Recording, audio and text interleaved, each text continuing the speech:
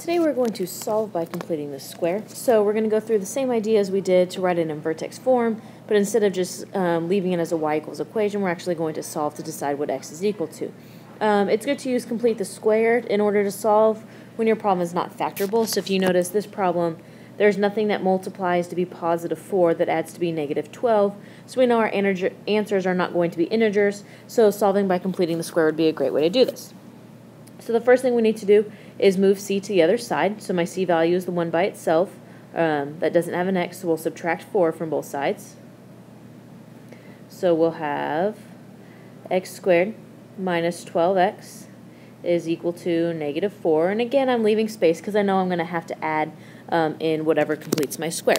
So now I need to add b over 2 squared to both sides. My b is negative 12. Half of that is negative 6. Squared is positive 36, so I need to add positive 36 to both sides. Okay, because that's what half the middle squared is, or b over 2 squared. Now I need to factor one side and simplify the other. So here when I go to factor the side, what multiplies to be positive 36, that adds to be negative 12, would be negative 6 times negative 6. So this will factor to x minus 6 squared. And then we simplify the right-hand side. Negative 4 plus 36 would be 32. Now in this problem I'm looking to solve. I don't have my y equals, I just want to solve. So I want to know what x is equal to. Now we can go ahead and solve by taking square roots. So right now we have my x minus 6 squared. Since that's already isolated, we can go ahead and take the square root of both sides. So now I'm going to take the square root of this side and that side. That'll leave me x minus 6 is equal to plus or minus, always remembering to do that plus or minus when you take a square root. We need to simplify the square root of 32. It is equal to 16 times 2. We know 16 breaks down to 4 times 4. We could keep breaking down 4 times 4, but if you notice 4 and 4 are already a pair, so I'm going to go ahead and circle my pair and know that that gets to leave. So the 4 and the 4 will come out as 1 4 on the outside, and there's a 2 left on the inside. So we know x minus 6 is equal to plus or minus 4 square roots of 2. We still need to get x by itself by adding 6, so we'll have x is equal to 6 plus or minus 4 square roots of 2. That would be my final answer. So to walk through this one more time, just like before, we need to move our c because we want to have the ax squared plus bx on one side and equal to c on the other. So I'm going to move c to the other side. Then we always need to actually complete our square, so we need to add b over 2 squared to both sides. That's what completes the square. So half of 12 squared is 36. Half of 12 is 6, squared is 36, so we're going to add that to both sides. My right side, we need to factor, so multiplies to be positive 36. That adds to be negative 12, would be negative 6 and negative 6. So we can write that as x minus 6 squared. When we add negative 4 and 36 together, we get 32. Since we're solving, we're going to go ahead and take the square root of both sides. So I took the square root of both sides. That gives me x minus 6 equals plus or minus. And I simplified my square root looking for pairs. Pairs get to leave. So 4 square root of 2 would be my pairs. Would be my simplified form. And then we added the 6 to get 6 plus or minus 4 square roots of 2. Sometimes our problems will ask you to write the quadratic equation in vertex form and then solve. So I want you to do both of them. I want you to write it in vertex form and then solve it. So you're going to start with the same way we did for vertex form, which is basically the same thing as solving. So the first thing we need to do is move c. Here we have the y, so we're just going to leave the y there. So we'll have y plus 5, since we add 5 to get to the other side. We add 5 to move it, equals x squared plus 4x. We know we're going to need to add our b over 2 squared to both sides, so I'm going to put in my blanks.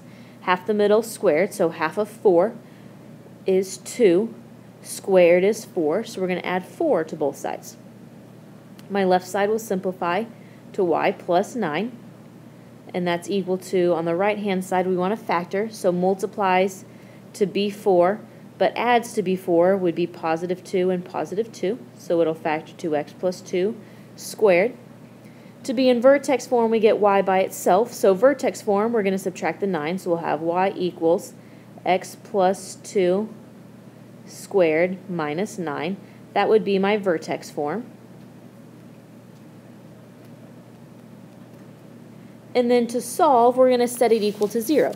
So to solve, that's when y is equal to 0. So I'm going to switch colors here so we can see the solving.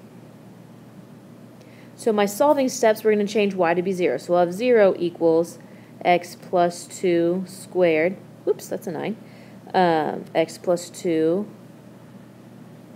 squared minus 9. We need to get the squared part by itself, so I'm going to add the 9 back to the other side. So we'll have 9 equals x plus 2 squared. We need to take the square root of both sides. So if I square root both sides, on the right-hand side, we have x plus 2. The square root of 9 is 3, but remember we always put plus or minus because negative 3 squared is also 9. Now we subtract our 2. So we'll have negative 2 plus or minus 3 equals x. But keep in mind, because these are both numbers, they're both integers, we can actually decipher and determine what our solutions are. So we're going to say our two answers are negative 2 plus 3. So x is equal to negative 2 plus 3, which is positive 1. And x is equal to negative 2 minus 3, which is negative 5. So the answer that we're going to box in is, I'm going to write it up here. So x is equal to positive 1, and x is also equal to negative 5. And those would be my solutions. So when it asks you to write in vertex form and solve, you're going to start by completing the square to put it in vertex form. So we get y equals x plus 2 squared minus 9. And then your solve, that's when y is equal to 0. So you can either take your vertex form and plug in 0 for y, or you can come back up here to this step, and this is where y becomes 0. So then you just have that 9 equals x plus 2 squared, and you'd go from there, take the square root, and since we have both integers, I want both integer answers.